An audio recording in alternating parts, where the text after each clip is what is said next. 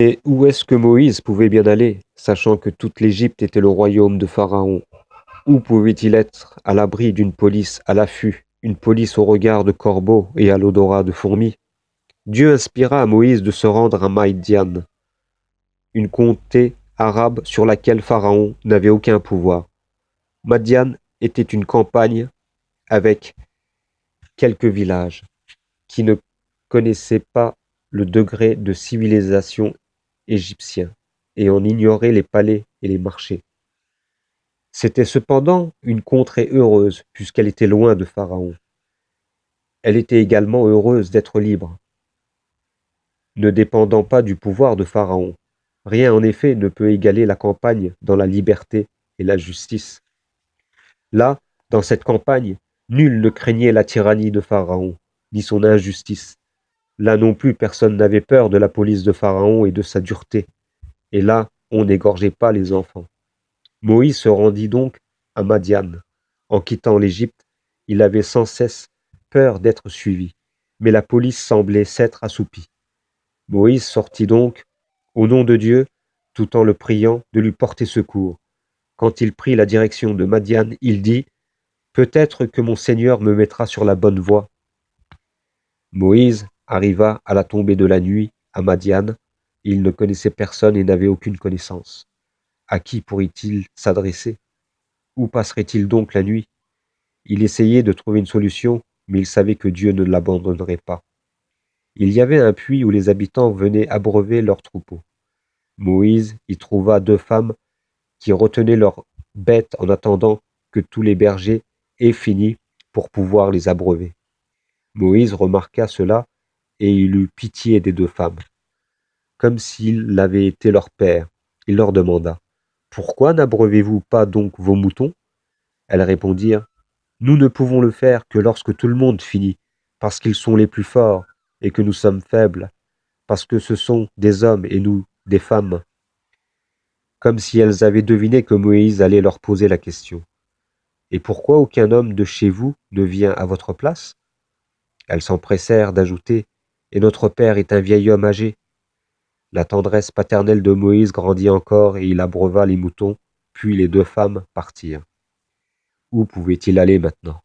Chez qui pouvait-il se rendre pour passer la nuit?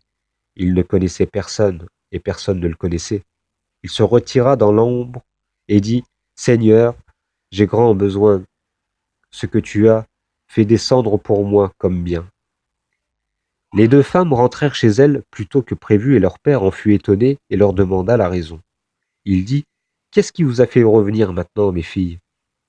Comment se fait-il que vous rentriez plus tôt que d'habitude? Elles répondirent: Dieu nous a envoyé un homme charitable qui a abreuvé les moutons pour nous. Le vieil homme fut très surpris et il sut qu'il s'agissait d'un étranger, car personne de Madian n'avait jamais été charitable envers elle. Il demanda donc à ses filles: Et où avez-vous laissé cet homme? Nous l'avons laissé là où il était. C'était un étranger qui n'a nulle part où aller. Le vieillard dit encore: Vous avez mal agi, mes filles. Il y a un étranger qui n'a nulle part où passer la nuit dans notre cité et qui a été charitable avec vous. Nous lui devons l'hospitalité et lui rendre sa générosité. Que l'une d'entre vous aille le chercher. L'une d'entre elles vint à lui, marchant embarrassée par une certaine pudeur, et dit: Mon père te prie de venir pour qu'il te récompense pour avoir abreuvé nos bêtes. Moïse comprit que Dieu avait répondu favorablement à sa demande, et il ne refusa point. Il précéda la femme afin que son regard ne tombe pas sur elle, et il marcha comme le font les personnes fières. Quand il arriva auprès du vieil homme, celui-ci lui demanda son nom et sa provenance. Moïse répondit aux questions et fit le récit de ce qui lui était arrivé. Le vieillard écouta avec patience et calme toute l'histoire. Et lorsque Moïse eut terminé, il dit: N'aie crainte, tu es sauvé de la junte injuste. Moïse séjourna dans cette famille comme un invité de marque. Il devint même pour la famille un fils très aimé. Un jour, l'une des femmes dit à son père, en toute sincérité et pureté: Père, engage-le à ton service, car le meilleur que tu puisses engager est l'homme fort et loyal. Le père demanda: Qu'est-ce qui te prouve qu'il est fort et loyal, ma fille?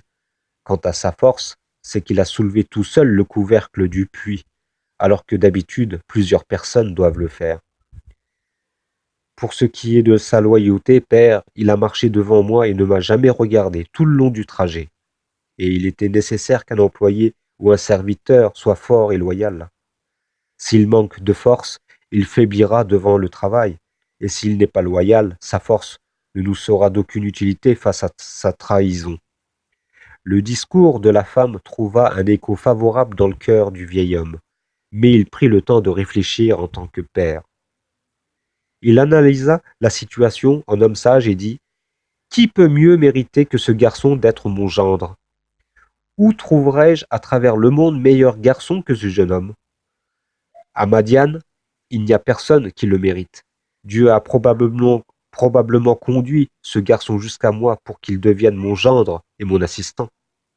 Il dit alors, en toute sagesse, avec tendresse et pudeur: Je voudrais te donner en mariage l'une de mes 2 filles que voici, à condition que tu t'engages à me servir pendant 8 ans.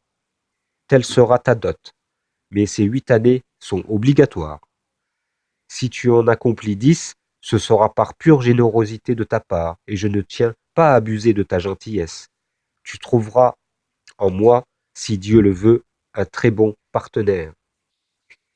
Le vieux craignait que le jeune homme ne parte avec sa fille et l'abandonne à sa solitude. Il voulait également tester le jeune homme jusqu'à ce qu'il soit complètement sûr de lui. Il le libérerait alors de son engagement. Moïse accepta, car il était sûr que tout venait de Dieu et que Dieu bénirait cette action. Dieu l'avait conduit jusqu'à Madiane et l'avait envoyé à ce vieil homme dont, dans le cœur de ce qu'il avait mis amour et bonté. Il dit donc: C'est d'accord. Cependant, par sagesse et intelligence, il voulut laisser le choix à l'homme, de peur qu'un jour il ne change d'avis et dit: Quelle que soit la période que j'aurai passée, je n'aurai subi aucun tort et Dieu est témoin de ce que nous disons. Lorsque Moïse eut accompli la période convenue, il partit avec sa famille. Il dit adieu au vieil homme, et ce dernier le salua en priant pour lui. Va, mon fils, avec la bénédiction de Dieu. Que Dieu te protège, mon fils. Moïse partit donc avec sa famille par une nuit très froide et très sombre. Il n'y avait nulle part un feu auprès duquel se réchauffer. Que pourrait-il trouver en plein désert? Qu'allaient-ils faire tous les deux s'ils ne trouvaient aucun feu pour se réchauffer, ni aucune lueur pour les guider? Tout en avançant, Moïse cherchait un feu. Il aperçut avec joie du côté du mont Thor un feu. Il dit à sa famille: Attendez-moi ici, je viens d'apercevoir un feu de bon augure. Peut-être vous en apporterai-je quelques nouvelles ou un tison de feu pour vous réchauffer. Moïse se dirigea avec impatience vers le feu. Quand il s'y rendit, on l'appela. Ô Moïse, je suis ton Dieu. Ôte donc tes chaussures, car tu es dans la vallée sacrée, Toa.